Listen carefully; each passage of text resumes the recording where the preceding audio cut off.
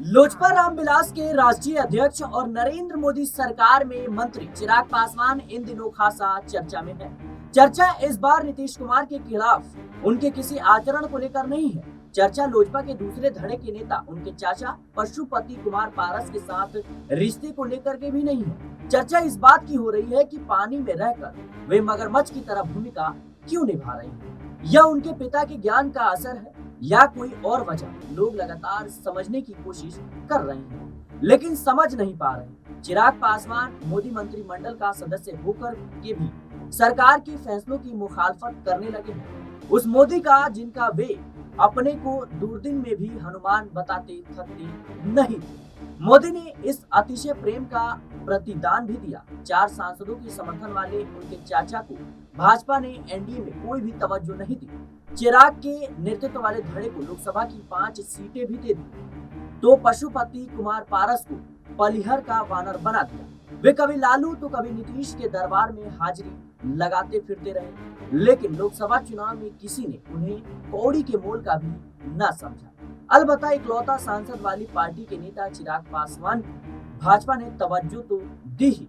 विधानसभा में चिराग की वजह से तकरीबन 2.5 दर्जन सीटों पर मात खाने वाले जेडीयू नेता और बिहार के सीएम नीतीश कुमार ने जो है गिले शिकवे भुलाकर उन्हें आशीर्वाद भी दे दिया। आश्चर्य होता है कि चिराग पासवान इतनी जल्दी आखिर कैसे बदल गए। मोदी के फैसले को चुनौती देने की ताकत उनमें कैसे आ गई और कहां से आ गई। लेटरल एंट्री के सरकार के फैसले का चिराग ने विपक्षी दलों के नेताओं की तरह ही विरोध किया, पुरजोर विरोध किया। वक्फ बोर्ड संशोधन बिल पर उनकी आपत्ति खुलकर सामने आई। एससी एसटी कोटे में वर्गीकृत कोटा तय करने के सुप्रीम कोर्ट के फैसले के खिलाफ उन्होंने बयान जारी किया और खुले तौर पर असहमति जताई और कहा कि सरकार से हम बात करेंगे। इतना ही नहीं, इस मुद्दे पर इंडिया ब्लॉक के भारत बंद का भी चिराग पासवान ने समर्थन कर दिया।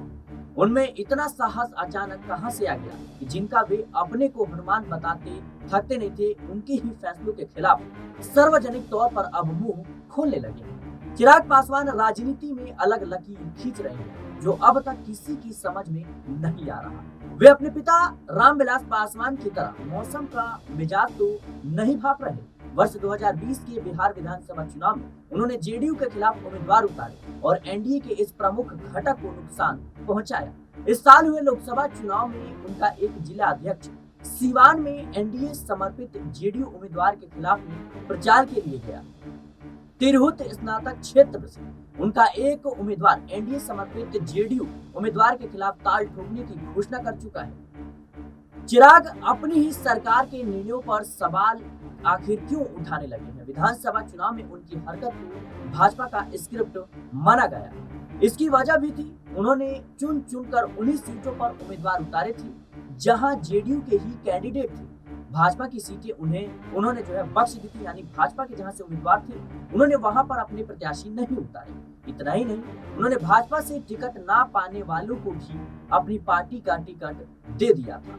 इस बार चिराग पासवान का अंदाज कुछ बदला बदला सा नजर आने लगा है। इसे किस रूप में देखा जाए, राजनीतिक विश्लेषक भी समझ नहीं पा रहे हैं। क्या यह भाजपा के इस बार लोकसभा चुनाव में कमजोर होने का असर है या मोदी इस बार अपने सहयोगी दलों के प्रति इतने उदार हो गए हैं कि अपने मंत्रियों को अपनी सरकार के खिलाफ आलोचना की खुली छूट दे डाली है। वैसे मोदी के लिए चिराग से अधिक महत्वपूर्ण नीतीश कुमार है, जिनकी पार्टी के 12 सांसद और मंत्री हर मौके पर न सिर्फ सरकार के साथ खड़े रहते हैं बल्कि सरकार के पक्ष में बोलते भी। वक्त संशोधन बिल पर जेडीयू कोटे के मंत्री राजीव रंजन उर्फ लल्लन सिंह ने जिस तरह खुलकर समर्थन दिया उसकी उम्मीद भी नहीं की जा सकती।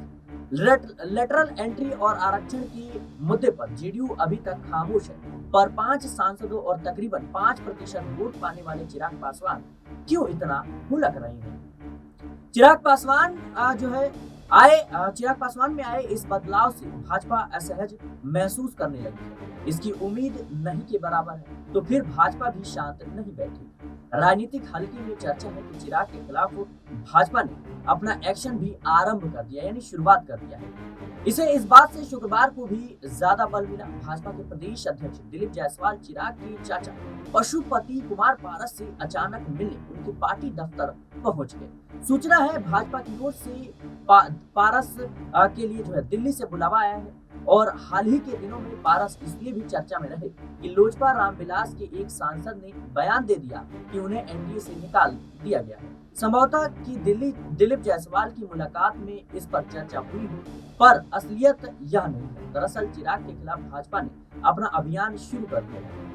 आने वाले दिनों में कोई और चौंकाने वाली खबर भी आ सकती है, ये कोई आश्चर्य की बात नहीं है। लेकिन जिस तरीके से चिराग पासवान लगातार सरकार की खिलाफत अब करते हुए नजर आ रही है, सरकार के फैसलों पर सवाल उठा रही है, जाहिर सी बात है कि भारतीय जनता पार्टी के लिए अब निर्णय लेना कहीं ना कहीं मुश्किल होता जा रहा है। बिहार में विधानसभा चुनाव नजदीक है और जिस तरीके से चिराग पासवान अपनी ही दलों के खिलाफ, अपनी ही पार्टी के खिलाफ जो सवाल उठा रहे हैं, कहीं ना कहीं भारतीय जनता पार्टी इसको लेकर चिंता में अब व्यस्त नजर आ रही है। इसी को देखते हुए अब लगातार जो भारतीय जनता पार्टी वो किसी और चेहरे की तलाश में है। दलित चेहरा मिल जाए, चिराग पासवान के विकल्प के तौर पर मिल जाए, क्योंकि चिराग पासवान को नीतीश कुमार के खिलाफ भारतीय जनता पार्टी ने ही आगे किया और यहाँ तक कि पशुपति पारस को दरकिनार कर दिया। लेकिन इसके बावजूद चिराग पासवान इतनी मुखरता से अपनी ही सरकार के खिलाफ, अपनी ही सरकार के फैसलों के खिलाफ सवाल उठाएंगे, भारतीय जनता पार्टी ने कभी ये सोचा नहीं था। दिल्ली भी अब आश्चर्यचकित हो गई है। बता दें कि बिहार में विधानसभा चुनाव नजदीक है और चिराग पासवान बखूबी इस बात को समझते हैं कि एनडीए में रहते हुए जिस तरीके से तमाम जो भारतीय जनता पार्टी फैसला ले रही है, कहीं ना कहीं उनके वोट पर भी असर पड़ सकता है। चिराग पासवान दलितों का प्रतिनिधित्व करते हैं, अल्पसंख्यकों का कहीं ना कहीं बात उठाते हैं और ऐसे में अगर चिराग पासवान अगर मुस्लिमों से जुड़े मुद्दों को नहीं उठाते हैं, खासतौर पर आपने देखा हो वक्त संशोधन बिल पर खुलकर बोलते हैं। इसके साथ ही देखा जाए तो जो योगी आदित्यनाथ का वो फैसला था कि कांवड़ रूट पर नेम प्लेट का जो आदेश दिया गया था, उसकी खिलाफत भी करते नजर आए थे।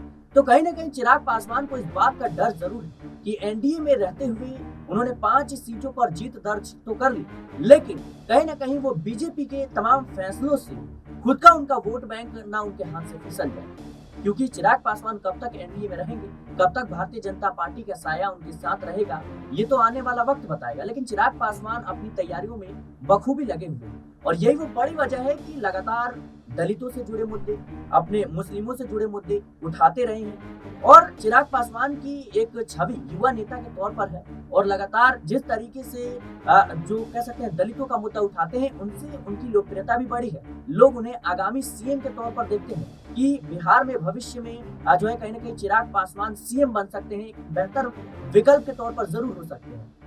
तो चिराग पासवान कहीं ना कहीं इन तमाम फैसलों से खुद को असहज महसूस कर रही है। वहीं चिराग पासवान की हरकतों से भारतीय जनता पार्टी असहज होने लगी है। तो देखा जाए तो विधानसभा चुनाव नजदीक है और चिराग पासवान जिस तरीके से दलितों और अल्पसंख्यकों का मुद्दा उठा रहे हैं, कहीं ना कहीं वोट बैंक की चिंता उन्हें सता रही है।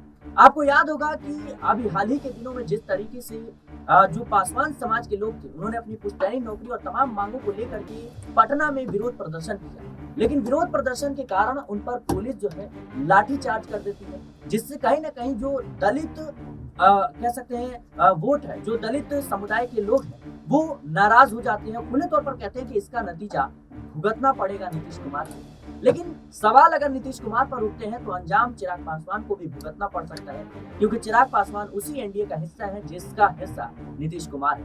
ऐसे में जवाबदेही तय होती है, जवाब मांगा जाता है चिराग पासवान से। चिराग पासवान को खुलकर अब आगे आना पड़ता है। चिराग पासवान कहते हैं कि हमने इस मुद्दे को लेकर के मुख्यमंत्री जी से बात की है, अब आने वाले समय में इस पर फैसला होगा। लेकिन कहीं ना कहीं भारतीय जनता पार्टी अब एक नए विकल्प के तौर पर जरूर है। देखना होगा आने वाले समय में वह कौन सा नेता है जो चिराग पासवान के विकल्प के तौर पर भारतीय जनता पार्टी से मिलता हुआ नजर आएगा। फिलहाल के लिए इस रिपोर्ट में इतना ही। देश और दुनिया की तमाम खबरों के लिए बने रहने पॉलिटिकल।